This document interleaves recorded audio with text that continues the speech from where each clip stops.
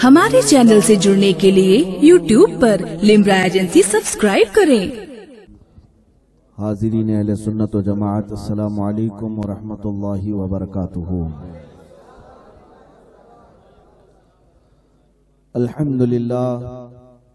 अल्हम्दुलिल्लाहिल हन्नानिल mannan अल्लज़ी खलक़ल इंसान व अल्लमहुल बयान वस्सलातु वस्सलामु अला रसूलिही सय्यिदिल इंसी वल जान व अला आलिही व अस्हाबिही ज़िल खैरि वल इहसान, अम्मा बअद।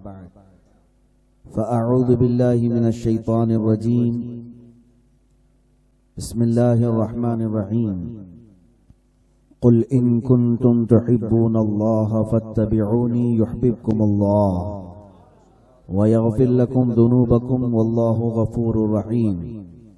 सदक़ल्लाहु मौलानल अज़ीम व बल्लगना रसूलुहुन नबियुल अमीनुल मतीनुल मुख्तारुल करीम व नहनु अला ज़ालिका मिनश शाहिदीन व शाकिरीन वल्हम्दुलिल्लाहि रब्बिल आलमीन। बारगाह रिसालत में आप सल्लल्लाहु अलैहि वसल्लम में दुरूद पाक का हदिया पेश करें। अल्लाहुम्मा सल्लि अला सय्यिदिना व मौलाना मुहम्मदिन मअदनिल जूदि वल करम व आलिही व अस्हाबिहिल किराम व इब्निहिल करीम व बारिक व सल्लिम सलातन दाइमतन सरमदन अबदा। इस इजलास के रूह रवां अजीजुल कद्र हजरत अल्लामा मौलाना शहनवाज अजहरी साहब, इनका मैं मशकूर व ममनून हूँ। मोहब्बतों से इज्जतों से नवाजा, अल्लाह इनको अपनी शान के मुताबिक अजर अता करे। और इस मिंबर पाक पर आप मुलाहिजा फरमा रहे हैं वक्त की एक कीमती आवाज हजरतुल अल्लामा मुफ्ती ज़फ़र नूरी अजहरी साहब और सबात व इस्तिकामत के पैकर मुफ्ती अशरफ जिलानी अजहरी साहब, कारी बिलाल अजहरी साहब, दीगर अइम्मा उलमा यहाँ पर मौजूद हैं और सबों ने अपने अपने पैगामात आप तक पहुंचा भी दिए। मुझे अब इनके बाद बोलने की जरूरत भी नहीं। इंतजार में मैं काफी देर तक बैठा रहा, तो ये न समझें कि मुझे बिठाया गया, बल्कि मैं इनकी गुफ्तगू सुनते सुनते अपने इल्म में इजाफा करता रहा।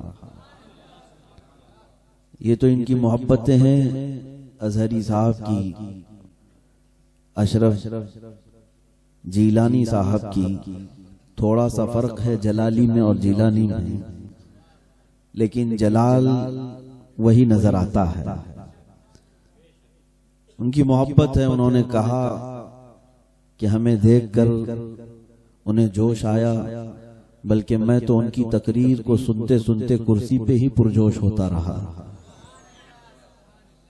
वाकई ऐसे अइम्मा और उलमा की आज जरूरत है जिनकी आवाज में लचक हो और जुबान में कहीं अटक ना हो, और बोले तो कौम को या फिर मजमे को दाद देने पर मजबूर करने के लिए नहीं, बल्कि अपने हबीब पाक को राजी करने के लिए।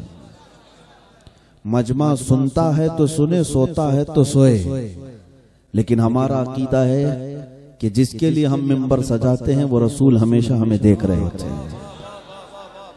बस यही उलमा है जो कौम को बेदार करेंगे। और मुझे अब ये अंदाजा हो चला है, इन मोहब्बत करने वाले अजहरी उलमा और दीगर बहुत सारे उलमा जो मोहब्बत करते हैं, अब ये बोलना शुरू कर चुके हैं। चंद दिनों की बात है मेरे अजीजों, देखना आज से 6 महीने कबल रमजानुल मुबारक के मौके पर खबीस मलून की गुस्ताखियों पर हम बरहम भी थे और अपने अपने जज्बात का इजहार कर रहे थे। हुकूमत वक्त की तरफ से दबाव बहुत ज्यादा था और क्या क्या कानून भी थे, 144, कोरोना, लॉकडाउन, ये तमाम चीजें। तब हमने ये बात आखिर में कही थी, कुछ देर की खामोशी है फिर शोर आएगा। आपने सुना होगा हमारे मैसेज में, हमारा आखिरी मैसेज यही था, कुछ देर की खामोशी है फिर शोर आएगा। आज तुम्हारा वक्त है, हमारा दौर आएगा। वो दौर की शुरुआत हो चुकी है और वो खामोशी खत्म करने का वक्त अब आ चुका है। जो हमने कहा था ना फिर शोर आएगा, अब देखना ये उलमा अपने मिंबरों और मेहराबों से वो शोर अज़हाने उम्मत मुस्तफ़ा में डालेंगे कि फिर इनके बहते धारे को तूफान भी नहीं रोक सकेगा।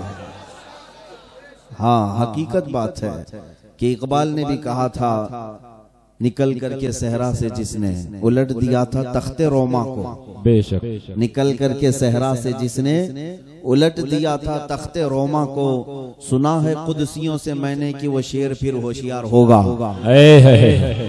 हाँ, वो शेर होशियार होने लगा है और हम जहाँ जा रहे हैं हर मोहल्ले में, हर गांव में, हर शहर में वो शेर होशियार हो रहा है।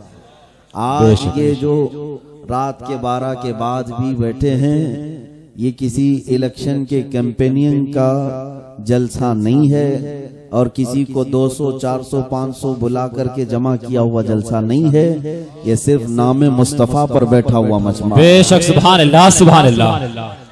अरे 12 क्या, हमारी जिंदगी के पूरे 12 बज जाएं तब भी हम जमीन पर गड़े रहे। बेशक, क्यों? इसलिए कि जमीन और जमा तुम्हारे लिए या रसूल अल्लाह। हम जमीन छोड़कर भागने वालों में नहीं है।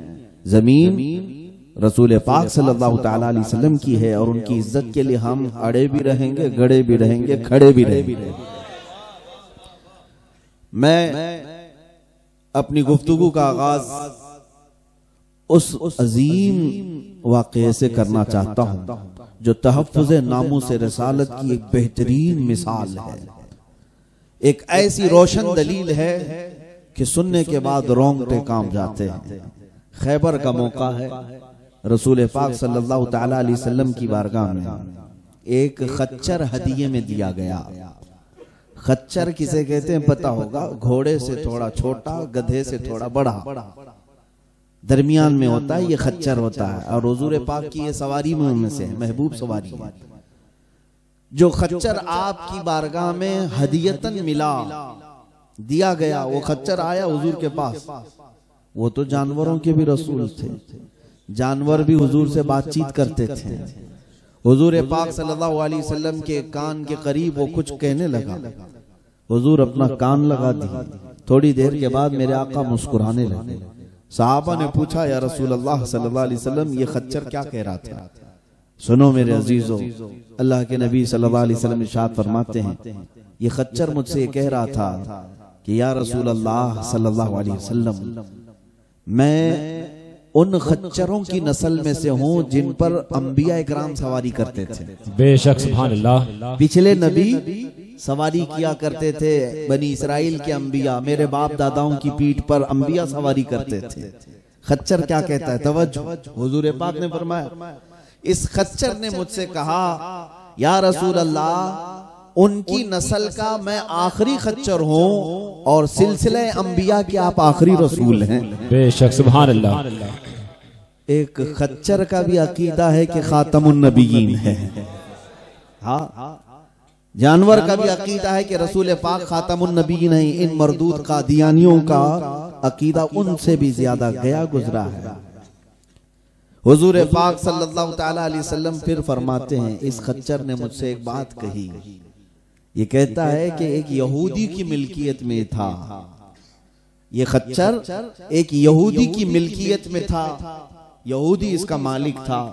लेकिन इस खच्चर ने कहा, या रसूल अल्लाह सल्लल्लाहु अलैहि वसल्लम, मैं काफी सालों से इस यहूदी की मिल्कियत में रहा, लेकिन एक बार भी उसको अपनी पीठ पे बैठने नहीं दिया, कभी सवार होने नहीं दिया। हुजूर पाक सल्लल्लाहु अलैहि वसल्लम ने पूछा, क्यों? वो तो तेरा मालिक है, तुझे खरीदा हुआ आदमी, तू उसको अपनी पीठ पर क्यों नहीं सवार करता?